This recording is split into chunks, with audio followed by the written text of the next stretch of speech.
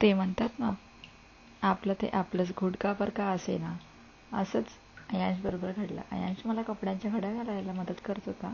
असे बरेचसे कामं तो करतो घरी. त्यानंतर आम्ही छान नाश्ता केला, आंघोळ वगैरे करून घेतले, घरची सर्व कामं आटपली, जेवण बनवलं. त्यामध्येच ते बापलेक मला मदत करत होते की काय बनवत आहे बा. काय नाही, फारसं टमाटरची चटणी आणि खिचडीच बनलेली होती आज. असं त्यानंतर भांडी घासून घेतली, किचन ओटा क्लीन करून घेतला. तेवढ्यातच त्या पिल्लूने सगळीकडे खेळणी मांडून ठेवली होती.